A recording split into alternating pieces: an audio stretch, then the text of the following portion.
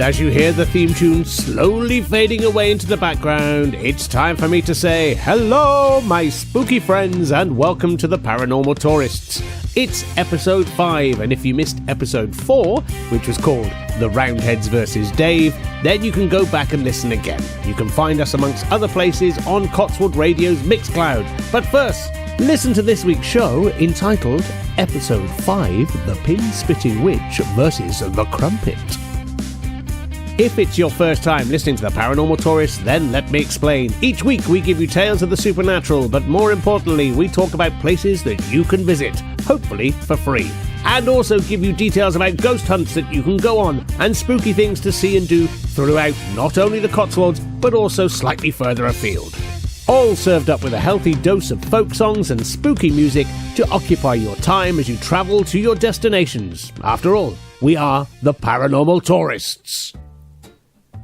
Well, that's the introduction over and done with, and this week we're talking witches again. So let's kick off the show with some music about Cotswold witches.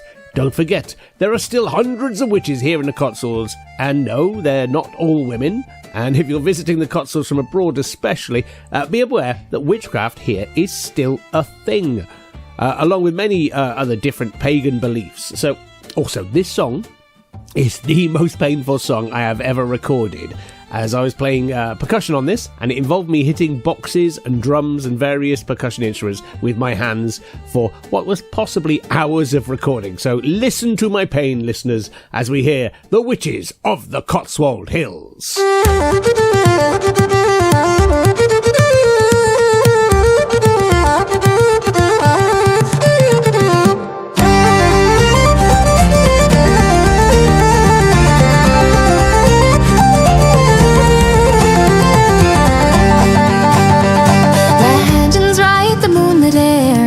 Stand still everywhere, lanterns flicker, the dance begins, no longer wicked or full of sins. The witchers of the Cotswold Hills sing their songs and spells fulfilled, round the stones their secrets spill. Oh, the witches of the Cotswold Hills, the witches dance there still.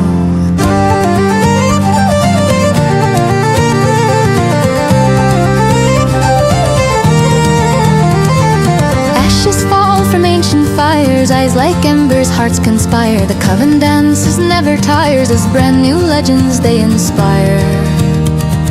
No one knows their hidden names, no one dares to play their games.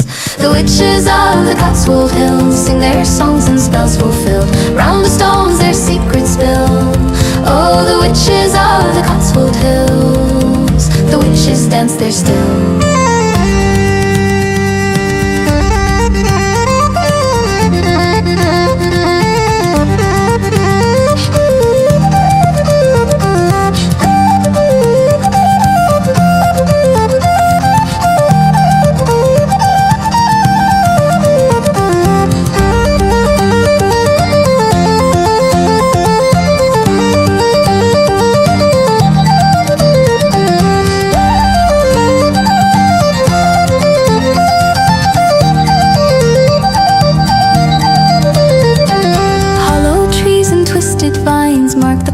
Of olden times, if you hear them late at night, join their path and see the light. The witches of the Cotswold Hills sing their songs and spells fulfilled, round the stones their secrets spill.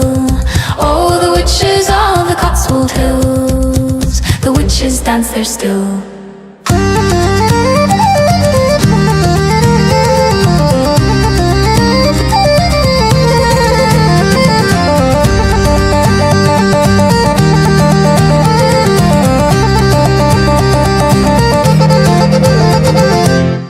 Now, I've no idea if that was painful to listen to, but I can honestly say that was a very painful song to play on, as I was slapping various drums with my hands and various surfaces around the studio to get the right sounds. But it also featured an instrument called an ewi. That's E-W-I, which might sound like some ancient Celtic weird ritual horn, when in reality, it's an even weirder electronic synthesizer thing that you blow down and play like a saxophone. You see lots of Celtic folk bands playing traditional instruments, But it's a lot less impressive in the studio when someone is playing what looks like a Fisher-Price kid's toy and a mad person slapping boxes. Now, let us venture away from that digression and instead head towards the village of Oldsworth. That's Aldsworth, not Oldsworth, it's Aldsworth, but pronounced Oldsworth. Anyway, we're going to look at the website www.cotswold.com to see what it's got to say about Oldsworth. Now, I've got other Tom to voice this one for us this week, and we need our website music.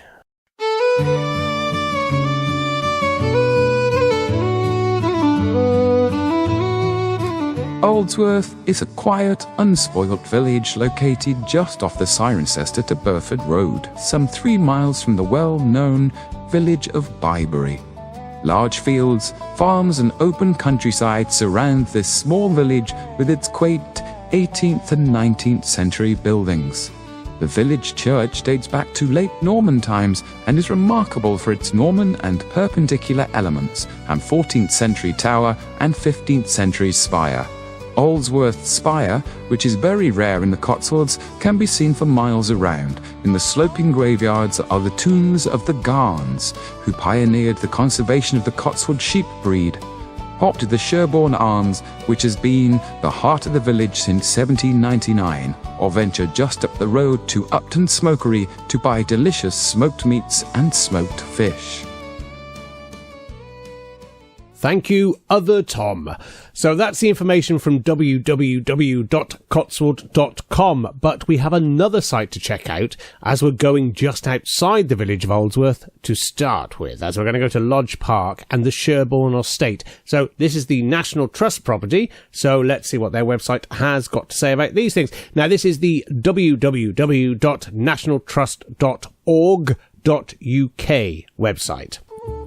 And what are we looking at here? This time, you're going to have to look at their opening times this time of year because it's very restricted. So please check them before heading off. They do charge for the car park and the building is about £8 to get into, with family tickets from £20 for 2 adults and 3 kids.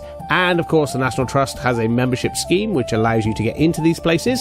However, the ghost we will talk about is mostly outside the building. So you can also volunteer, by the way, at a lot of these sites. So if you get an active site and fall in love with the building, get yourselves on their volunteer list, and then you can keep telling us all the stories and experiences that people report there.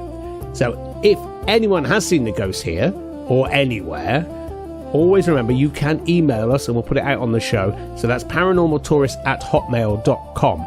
Now, this time of year, they're shutting up for the winter, as we said, so being a volunteer might actually be the only way you're going to get in there past, I think it's November the 2nd, which is their last main opening day. Due to the historical nature of this building, and this applies to a lot of Cotswold buildings, then access is not great for wheelchairs, and anyone with problems on difficult terrain or with stairs, for example, please check out these venues before you actually head off. Now, what spooks do we have here? We have the ghost of John Crumpet. No, hang on. That sounded like crumpet. I don't mean it's a ghostly crumpet.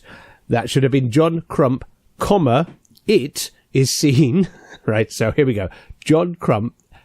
It is seen and reported as the ghost of John Crump, even though it's not actually his name. Now, his real name is John Dutton, but due to his hunchback hump, he had a cruel nickname called John Crump, which he seemed to sort of go by and didn't care about. So hopefully that has cleared this confusion.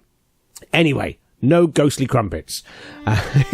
Where are we? We're in Lodge Park. So Lodge Park was created by his passion for gambling and banqueting. Basically, he was a party animal with a pawn shop for gambling. Therefore, in 1634, he built this unique opulent grandstand and designed it so there was an area for deer to run along in front of it, and designed the landscape to look glorious from the roof and the balcony. The inside of the building has now been restored to its original form, and the Duttons handed it over to the ownership of the National Trust in 1983. Thank you, National Trust website, for all that. Now, what makes this building fascinating is that it was designed to watch deer running for their lives, as it has a mile-long runway that may well have originally been walls on either side to force the deer to run all the way down it and not be able to escape. And this was in front of the balcony so his guests could watch as they chased them. Now, This sounds incredibly cruel and terrifying for the deer because, well, it is. But at least back then, when hunting happened, the animals were being hunted for food and would be used at the banquet that night. We know this to be true, partly due to the remains of a slaughterhouse at the end of the course, ready to prepare the venison for its feast. Now, hunting nowadays is a horrible and cruel sport. However, it was considered proper sport at one time, and this is proven by the fact that if the deer jumped the ditch at the one end, they were considered to have won and were allowed to escape. Thankfully, we've grown up since those barbaric times and realise this form of chasing animals to their death is hideously cruel and unnecessary. If you cannot get into the lodge, then don't panic, as the main spook is John Crump, and he rides his ghostly horse and carriage from the gates at the road to the house and can be seen without entering the land or the house's grounds at all. And it may be the same ghost that's seen with coach and horses all around the roads in this area, as it would be rather coincidental to have two horse and carriage ghosts within a few hundred yards of each other. Therefore, keep your eyes open even before you get there. This should definitely be the preferred behaviour, keeping your eyes open anyway, because these woodlands seem to have the haunt of a ghostly white stag. There is every possibility of it being a real albino stag, but they are very, very rare. And this white stag has been seen for hundreds of years and also harkens back to a particular Celtic mythology of magical creatures in the woods. In which case, let's turn to the fountain of all questionable knowledge as I look for my Wikipedia music once more and see what it says about white stags.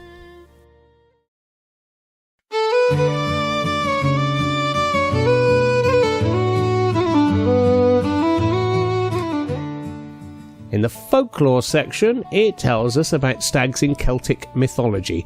White deer hold a place in the traditions of many cultures. They're considered to be messengers from the other world in some Celtic mythology. They also played an important role in other pre-Indo-European cultures, especially in the north. The Celts believed that the white stag would appear when one was transgressing a taboo. Transgressing is even worse, such as trespassing into hunting grounds. Arthurian legend states that the creature has a perennial ability to evade capture and that the pursuit of the animal represents mankind's spiritual... Wow! Something about... I'm allergic to Wikipedia this week. I can't seem to actually read what's on the screen. Right. The pursuit of the animal represents mankind's spiritual quest. It also signalled that the time was high for the knights of the kingdom to pursue a quest. Well, thank you, Wiki, even if I can't actually pronounce anything there. Right, whilst I actually go and find some teeth that fit my mouth so I can speak properly, I'm going to find a song about a white stag in the woods.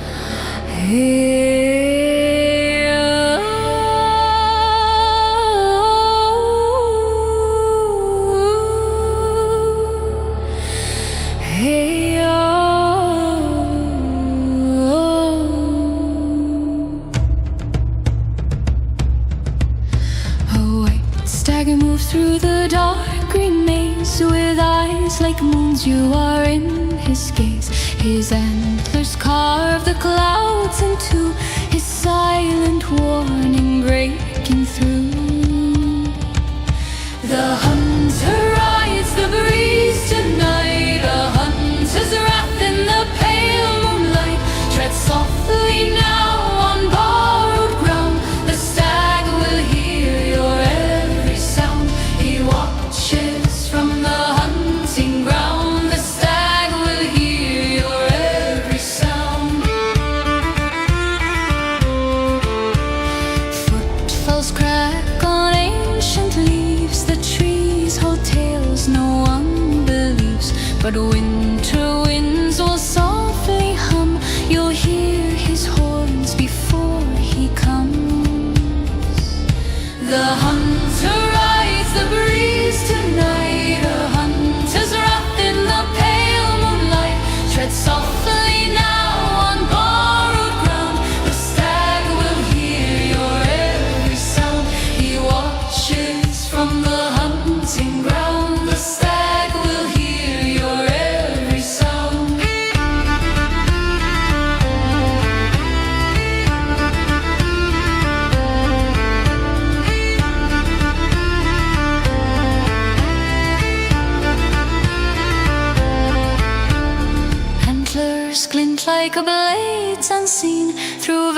trails of mist where stags have been. His gaze burns deep, a warning comes. The hunt is here, you better run. The hunter rides the breeze tonight, a hunter's wrath in the pale moonlight. Tread softly now on borrowed ground, the stag will hear your every sound. He watches from the hunting ground, the stag will hear your every sound. The hunter rides the breeze tonight, a hunter's wrath in the pale moonlight. Tread softly now on borrowed ground, the stag will hear your every sound. The stag will hear your every sound.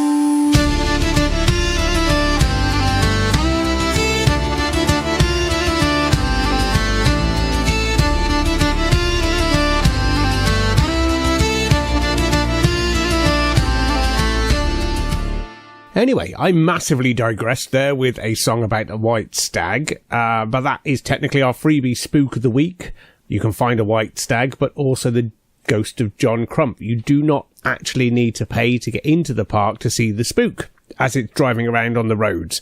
The closer it gets to the park, the quicker it seems to go, and reports of it coming and going through the gates at high speed, then disappearing, have been made. And the further away it gets spotted, then we've got more serene tales of a ghostly horn-drawn carriage trotting along. Therefore, we need a new song to match that, because I crowbarred in that song about the white stag, and I kind of give myself about 5 songs a week, but I found lots of songs I really like this week.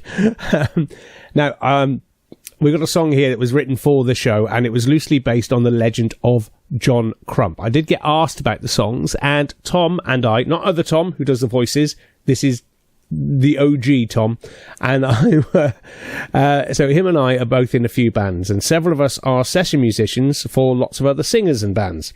We're collectively known as the Doom Bards, and there are a load of us. I mean, there's absolutely loads of us.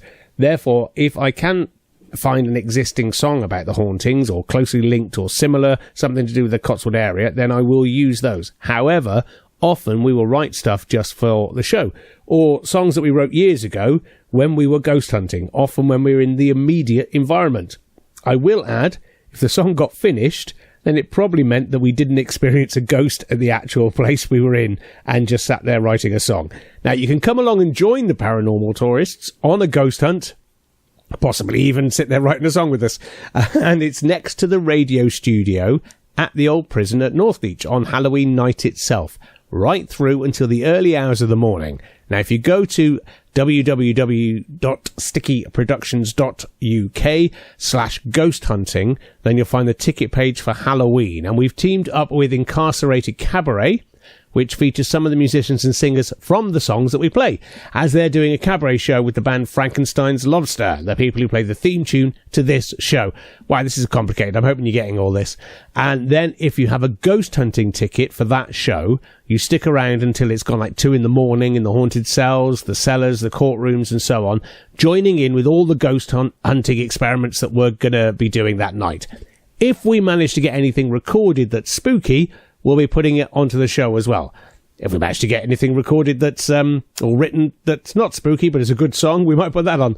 Anyway, we're going to be doing many ghost hunts throughout the years, as we often have, and hopefully we'll get some of you listeners to come along with us to a few of those. Now, I spend many, many haunted nights with Tom and Danny in haunted buildings and spook spotting, and would love to take you guys with us.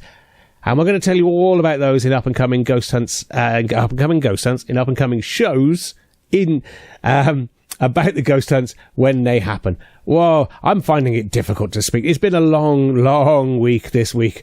Now, more importantly than me giving you my life story here, I'm going to give you a different story, and that story is the ghost of John Crump. So here is the song, The Ghost of John Crump.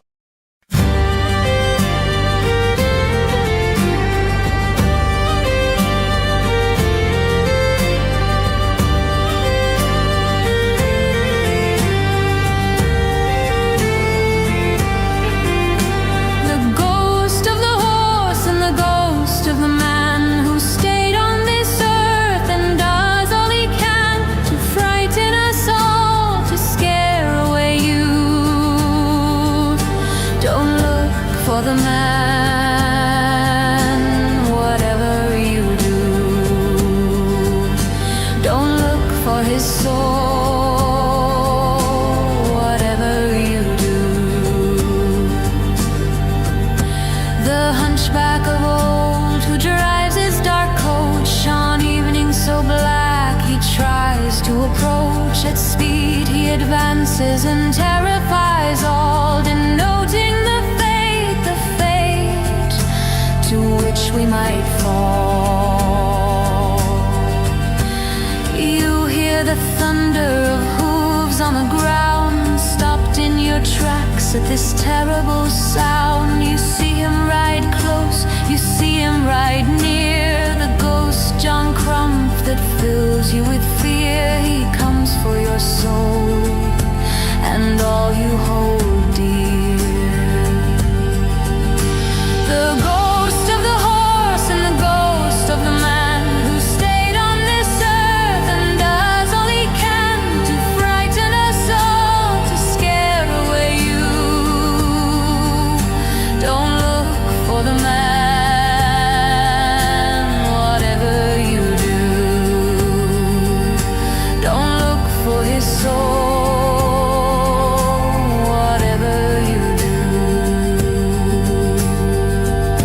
He stands on his carriage and rides through the woods. You know that the spirit is up to no good. He races on roads that the living frequent. Angry his life is now over and spent.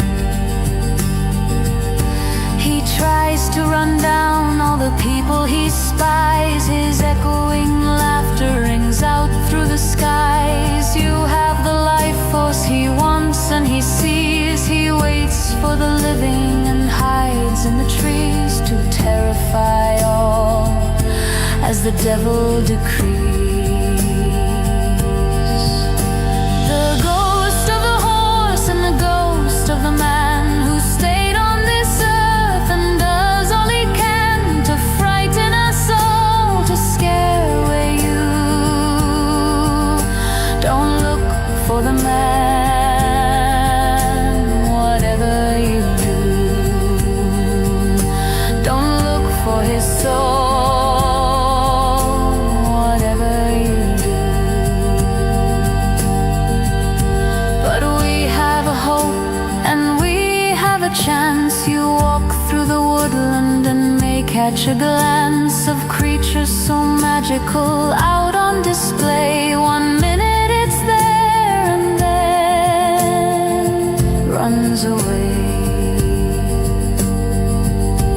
The ghost of Jump Crump and his rampaging nag are scared of a legend, a beautiful stag protecting us all. He stands there in white, the savior of all is a wondrous sight, a glimpse in the dark, running off in the night.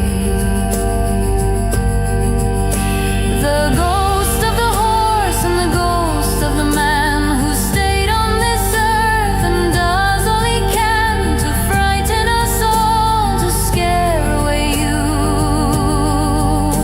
Don't look for the man, whatever you do. Don't look for his soul, whatever you do.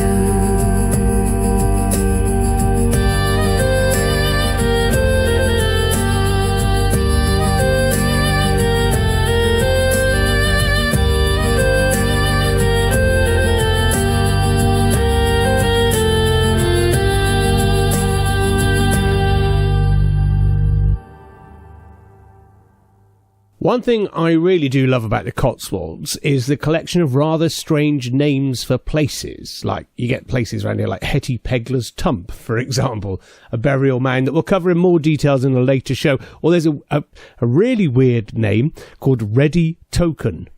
The name is a fusion of the Celtic words rid and the Saxon word tachen, meaning a way to the ford, so Riddy Tachen. The ford being that across the River Colne near Fairford, which is where we're heading next. Well, not Fairford. We're going to a lovely little village called Ampney Crucis. Ampney Crucis is spelled Ampneycrucis. And there's several Ampneys in this area. So let's take a look at what Cotswolds.com says about Ampney Crucis. There are 3 Ampneys, named after the brook of that name. Ampney Crucis is largest, boasting 2 former watermills and a riverside hotel. The Holy Rood Church is almost hidden by trees. More isolated Ampney St. Mary's Church, all the remains of the lost village. It is in open farmland. The hamlet of Ampney St. Peter is in a quiet cul-de-sac off the main road. The etymology of the name is supposedly after the brook, which is the Ampney section of the name, and crucis, meaning cross. Sadly, there is not a great deal of parking round here, so don't come in your thousands to see this lovely, tiny village. The house Ampney Park has had an interesting history and was owned by various families, and there are a few local tales of some of the residents not leaving, with figures seen in and around the building leading into the churchyard. Sadly, none of those tales that I can find are more than a sentence or two about just figures wandering about. Now, one reason for actually stopping at the graveyard, apart from seeing the figures wandering around, is an interesting little piece of architecture. Graveyards are always interesting to look around anyway, but however, in this one there's a pillar that looks like it has a new top that's been added to it. It's weathered grey stone, and on the top is a less weathered little stone piece. Nowadays you would assume it had been restored, but now it's actually a rare, complete churchyard cross. And the reason it's rare is because lots of these were destroyed when the country went a bit Puritan and weird, and we lost lots of carvings and statues. This one, like so many others, was decapitated. But unlike so many others, they managed to hide it, and it was found walled up under the stairs, like a little Harry Potter, in the church, and has now been put back into its rightful place. So you can actually see what 300 years of British weather will do to you. Ampney St. Mary, just up the road, has lost its village. It's about half a mile up the road if you fancy a walk, and there was a devastating outbreak of bubonic plague and the Black Death, basically killing off the entire village. This village then just disappeared, and all that's left is the church. And you can get into the place hopefully you can get into the place. It's a little tiny church in the middle of nowhere. It doesn't always have its doors open, but there are remnants of the wall paintings that the churches back then all used to be covered in. Now, why are we here, as we haven't actually mentioned any ghosts yet, other than some vague stories in a churchyard? But instead, we're going to talk witches at a place just a little further up the road called Betty's Grave. There are many legends attributed to this site, and I'm going to the internet to track down the main interesting ones, so we need to ask, who was Betty? Well, firstly, she's the reason I played a song about a witch at the start of the show, because let's face it, if you're a woman a few hundred years ago and you had anything interesting to say, then you were a witch.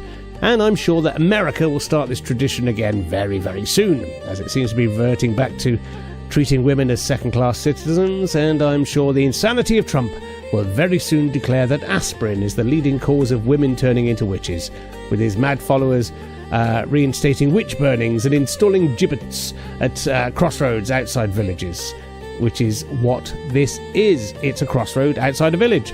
A crossroad burial site, often used to confuse witches and unquiet spirits, as it is thought that if they would rise from their grave, they wouldn't know which way they were supposed to go and get confused. The argument seems slightly ruined by the fact that all of these crossroads always seem to have signposts on them, so I'm guessing we have to assume any literate ghosts suddenly lose the ability to read when they reanimate themselves. This is a massive digression, as we want to find out which witch this was, which is not easy to say. So, internet, tell us your legends. Let me find some internet music. Here we go. The crossroads first appears as Betty's Grave on an Ordnance Survey map of 1830. But the stories go back further than that, because there's many different versions of the tale. Now, one reveals Betty as a hard-working and virtuous girl who wagered that she could cut an acre of corn with her sickle faster than any man. She succeeded, but once finished, dropped dead from the effort, and she was buried where she fell. at that crossroads. That sounds like a rather sexist story of somebody trying to point out that women can't do something that a man can in the farm world. So that one probably has not a huge grain of truth in it. But there's another one painting her as a witch who lived near the crossroads and would make animals and people sick while she danced in the streets at midnight and spat up hundreds of pins and young crows. She was also said to waylay peddlers on their way to Fairford Market by some magic which involved crossed pins on the signpost. So that probably is some poor woman getting the blame for animals getting sick for some other reason. Right. Yet another one says she arrived in the village naked and mute. Her strange behaviour, she wandered alone in the moonlight, and her muteness meant she was suspected of being a witch, and a mob attacked and hanged her, then burying her at the crossroads. Next day she'd risen from the grave, so they buried her again, and she rose from the grave again, and was buried again. Then the third time she rose from the grave, she told them she would only rest quietly if they swore to always lay flowers on her grave. They agreed, and generations of villagers laid flowers at the crossroads until round about the 70s, when it suddenly stopped. And it has happened again, and people have started doing this as part of some weird tradition, as she's wandering as a ghost through Fairford and through the Ampney area until the flowers started again. So if you want to see a ghost, I don't know, go and get rid of the flowers, I guess. Right, there's other versions where Betty is a murderess who poisoned her employer, a victim of poisoning by her employer, a sheep stealer hanged at the crossroads, a gypsy, a suicide victim, lots of different variations. One variation has it that she made a nuisance of herself around the village, begging for food and money. If the villagers refused, she would threaten curses. And one bitter winter's morning she was found under a hedge, apparently having died of cold. Not a cold, I mean it was so cold, they died. So the villagers buried her in a pauper's grave in the churchyard. 2 years later, however, Betty was back begging for food, even though she was dead, as if nothing had happened. And yet again, by winter she was found dead again under the hedge. No idea how that worked, so they buried her again.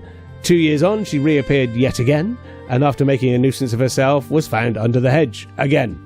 However, this time the villagers decided not to put her in the churchyard, just because she'd only be back a couple of years later, and they believed her to be a witch, and therefore she wasn't entitled to a Christian burial anyway, so they just buried her at the crossroads. Now, which story is true? Maybe all of them. Probably none of them. The point being, we have a zombie witch that roams around naked, spitting pins at people. The sightings are rare and far between. However, if this one ever appears, I'd love to see it, as I don't think I would believe it, let alone anyone that I actually tried telling the story to afterwards. In an old newspaper report, I managed to find a story about a local named Jim Nunn. So this is now a nun reporting on a naked woman spitting pins. Anyway, Jim Nunn grew up near here in the 1930s and 40s and said they were led to believe that it was someone called Betty Bastow, whereas other tales call her Betty Wilkins and Betty Barstow. Anyway, the Betty Bastow legend is the one about the scything corn in a field as a bet to earn money, and she's buried where she fell, in the field at the crossroads. Now, the most common tale told locally is that Betty was an accused witch, handed to the authorities, then hanged. She was buried on the edge of the churchyard at Ampney St Mary's, but reports of her ghostly hauntings and haunting the people who sort of participated in getting her killed led her to being reburied at the crossroads. Now, an Elizabeth Bastry, now this is B-S-T-R-E, so we've got several names here, is listed as dying in 1786 and buried at the crossroads. But this makes no sense, as the 1735 Witchcraft Act not only ceased executions but banned the very idea of diabolical witchcraft from being brought to the courts. That doesn't mean it didn't happen. Just because it was 50 years later, it could take a long time for laws to actually take effect in places, certainly in small countryside areas. Now, other folklore suggests that Elizabeth was a beggar who died here from exposure after being cast out of every village, rising as this ghostly form until she was interred at the crossroads. And another story about her being someone who killed themselves after ill treatment. Wow. So unless we have a large collection of Bettys, and I don't know what the collective noun for Bettys is, a brokerhood of Bettys, no idea. Anyway, unless we've got lots of Bettys, then I imagine a lot of stories have just been invented around the name. So in his book, Supernatural England, Eric Maple insists that a witch was definitely buried here. So it could be that a witch was murdered and buried here, and then lots and lots of stories have crept up around that old story. But unless you have a shovel and you want to get yourself arrested for interfering with a corpse, I guess we're not likely to work out who she is. So instead, let's add to the folklore and confuse things even further with a song called Betty's Grave that was written last year, but I'm sure we can cloud the waters as people in years to come will think that it was written way back when there was an actual Betty buried here.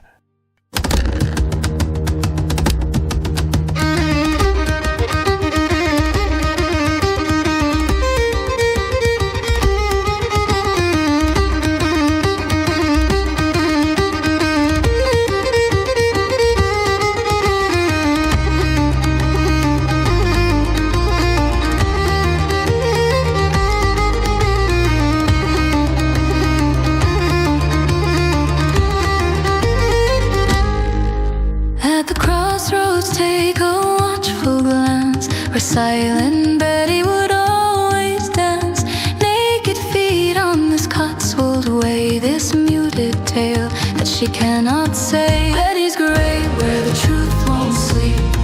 Betty's grave where the roots run deep. They buried her where she fell.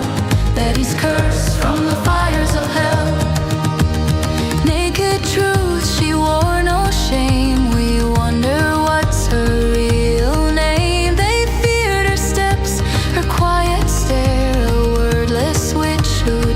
And scare the ground split wide when the shovel fell, with hopes to lay her wicked spell. Betty's grave where the truth won't sleep. Betty's grave where the roots run deep. They buried her where she fell. Betty's curse from the fires of hell.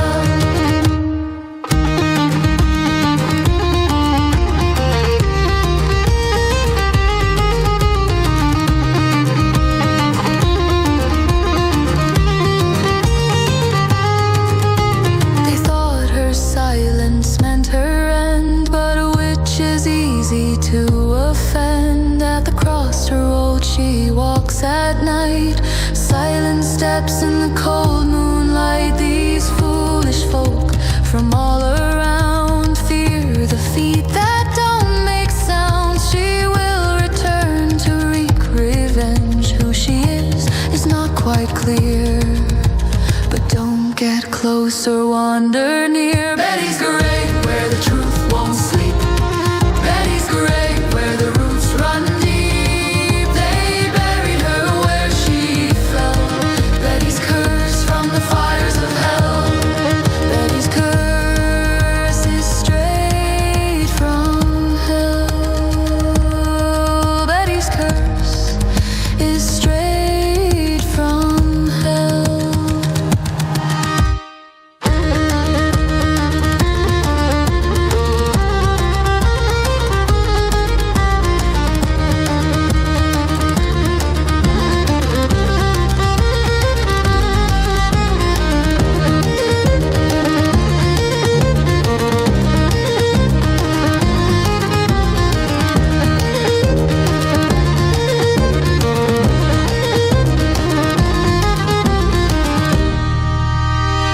We're heading to Ascot under Witchwood. Now, a friend of mine tried to explain the etymology of Ascot, and he said it's another word for chair.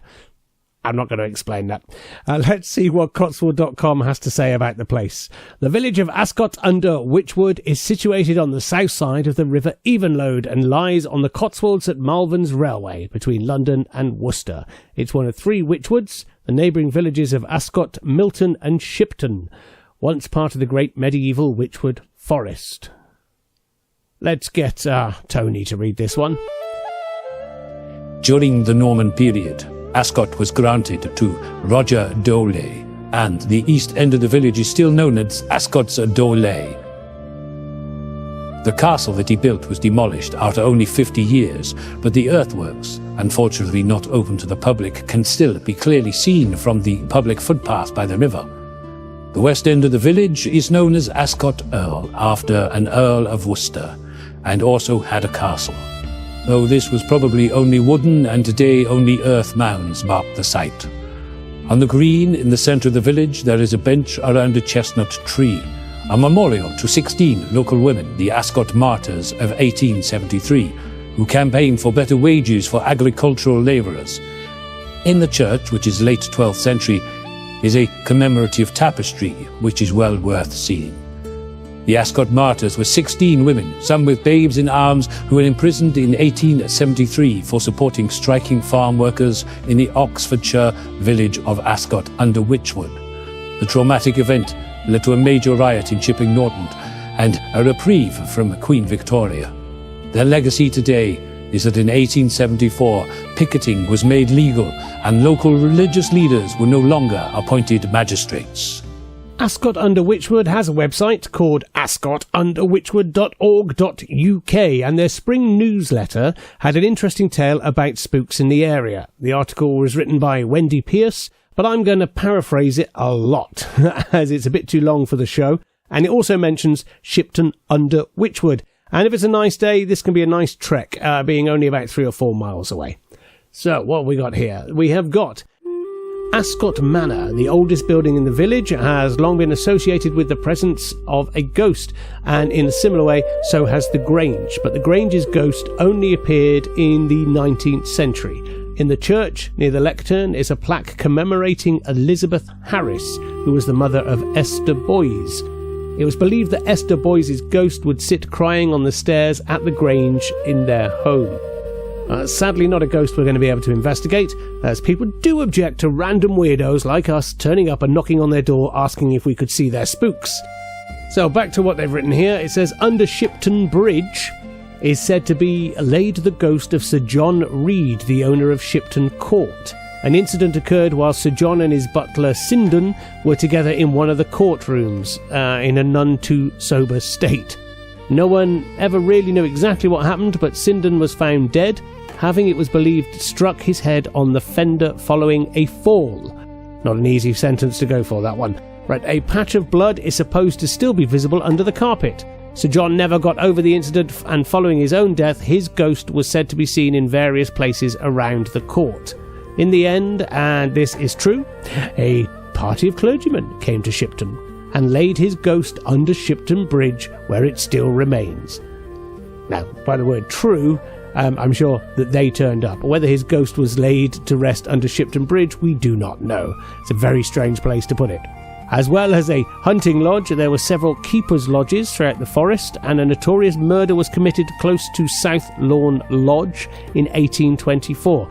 An underkeeper was shot, and 2 local poachers were soon hanged near the Castle Mound in Oxford, which is a place we have done shows about before, if you go on to Spotify to listen to our past episodes, where Tom and Danny actually stayed in Oxford Prison, which is next to Castle Mount.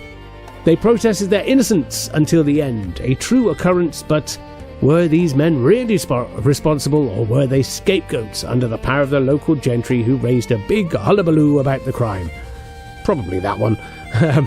Another murder in this area occurred in the late 18th century near the A361 on Shipton Downs in an inn set back from the road. The villains were the notorious Dunsdon brothers, born in Fulbrook, highwaymen and robbers supreme. They killed the landlord of the inn and were finally run down, captured and hanged. They were brought back to Shipton Downs and left hanging there in chains for all to see. People visited to view the remains of the criminals, and the initials of the brothers were carved in the bark of what has become known as the gibbet tree. The tree still stands close to the forest, so good luck if you can go and try and find that one. There is, however, one mystery which will never be solved. Just across the downs above Shipton are the crossroads of the Shipton to Leafield Road and the Charlbury to Burford Road. This is known as Judd's Grave. In the past, murderers, other criminals were often hanged and then buried. Now we know that, we've already talked about this. And they were buried in unconsecrated grounds near crossroads. But who was Judd and what was his misfortune? Well, as I said, that's from the online version of their little magazine from that website, and Wendy Pierce who wrote it. So thank you, Wendy. So another crossroads grave in the form of Judd. Who is Judd? Let us go to the internet. What does it say here? Judd's grave is likely referring to a specific location in Wychwood. Yes, that's what we're talking about. Rather than the grave of a famous person called Judd. Correct. While there are several theories about its origin, including something to do with a coffin in the area or the burial of a suicide victim, the name may also simply derive from the local pronunciation of dead, as in Judd. The term Judd's grave is also a crossroads between Shipton and Leafield. Yes, we know this, but where does it say about local law? Here we go, local law. A story suggests the grave's name comes from a coffin belonging to a man named Henry Judd that went missing at this crossroads during a snowstorm after the First World War. Thank you, Mr. Internet, for your vaguely possible correct knowledge. So, I think we better have a song about Judd's grave whilst we look for our next destination and hopefully can cram in another place before the end of the show.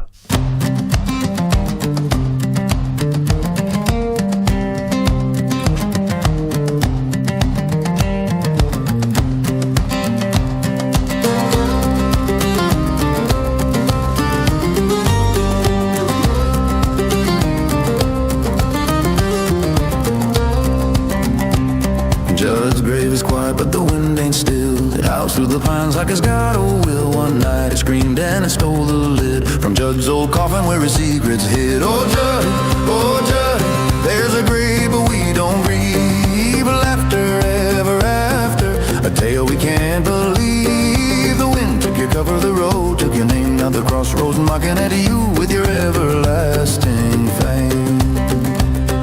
The moon hung crooked like a broken grin. Let the storm roll over and the wind begin. His ghost walks where the lid once lay, hiding from the rain till judgment day.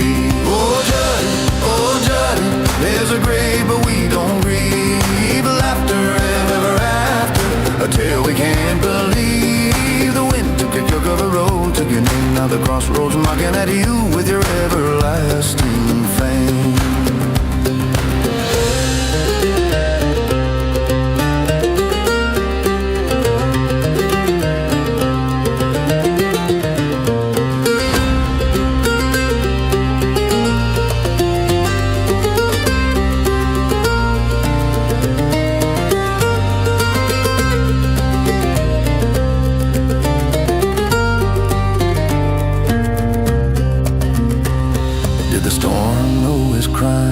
Did the earth know his lie? Can the wind dry the tears every time you cry? Did you rise from the grave when your legend was born? Can your ghost get some sleep if the wind howls till dawn? Oh Judd, there's a grave but we don't grieve. Laughter ever after, a tale we can't believe. The wind took your cover, the road took your name. Now the crossroad mocking at you with your everlasting fame. Judd has a grave where the wild winds do roam. No peace for the wicked, no rest for his bones. The ghost of old Judd, it's a secret we can't keep. A tale of a ghost who just wants some sleep.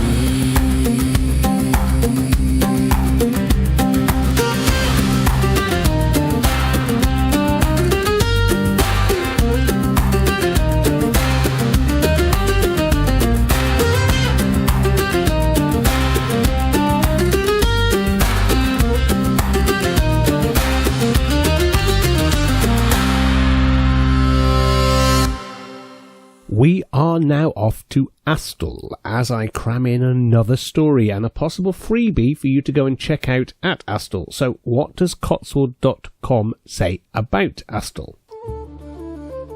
Astle is a small village a couple of miles down the Windrush Valley from Burford. However, for a small village, Astle has a rich history, a former Roman settlement on Ackerman Street, which linked Cirencester with St Albans.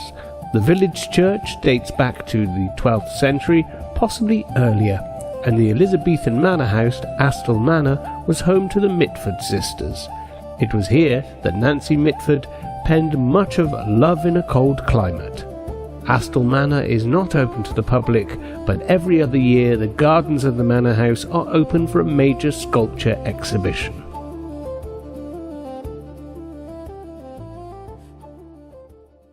Well, thank you, Cotswold.com, for that. But why are we here? Well, on the road here, you may have encountered a spook, a phantom hitchhiker. And this one is very different to other phantom hitchhiker tales that I've been given, as she is a soggy one. In Oxfordshire's Stories of the Supernatural by Betty Puttick, she talks about two different but similar witness stories. The pair described what they called a girl of gypsy-like appearance on the road near Astle Manor. Now, the first encounter took place on a damp October evening. So if it's a calendar ghost, it's perfect timing for you. Try and pick a damp night if you plan on going out to find this one.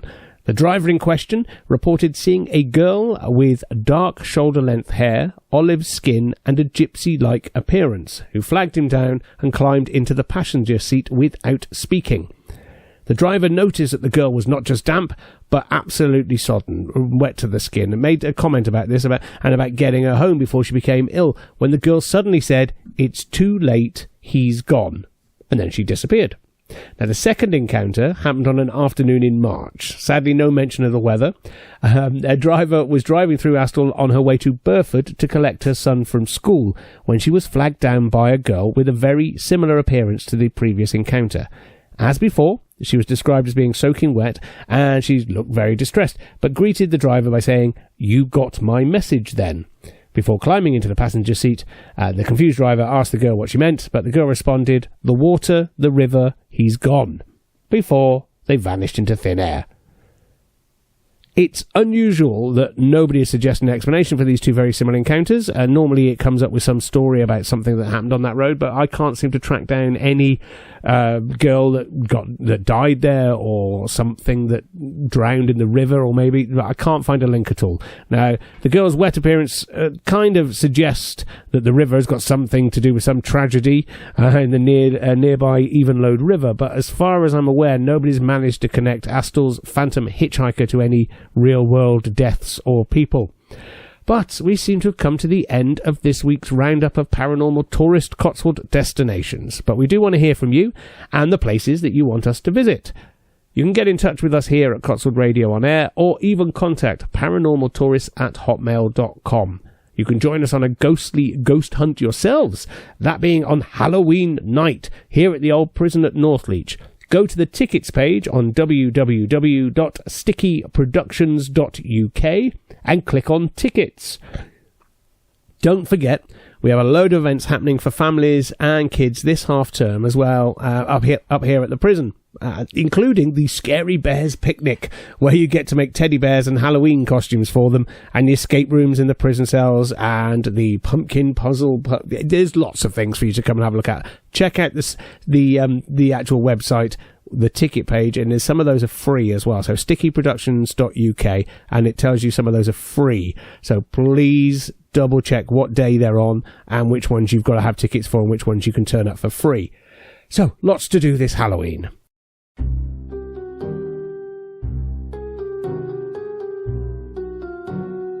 Now, a couple of books I can recommend if you're planning on some spooky spook spotting are Paranormal Cotswolds by Anthony Poulton Smith. That's published by Amberley, as are several of my books, in fact, published by them, which include Paranormal Cheltenham and Paranormal Oxford.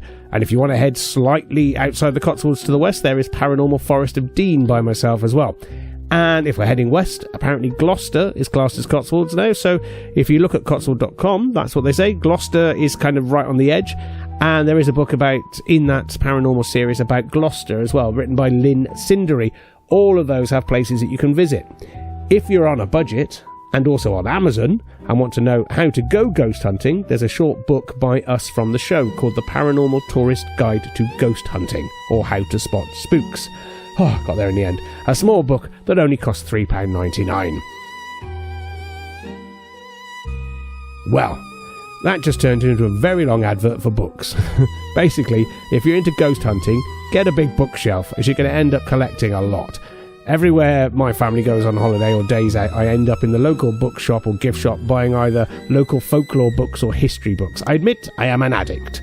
Well, I can see through the studio window that the live band Frankenstein's Lobster are here warming up and tuning up, getting ready to play the theme tune, and all that's left is for me to say goodbye. Now, if you haven't heard the rest of the shows, go to our YouTube page and see some of the old episodes, or go back to the Cotswold Radio website and look at their Mixcloud link where you can listen again to all the week's shows, as you can do with all the radio's shows. So, until next week, keep spook spotting and goodbye, goodbye, goodbye, goodbye.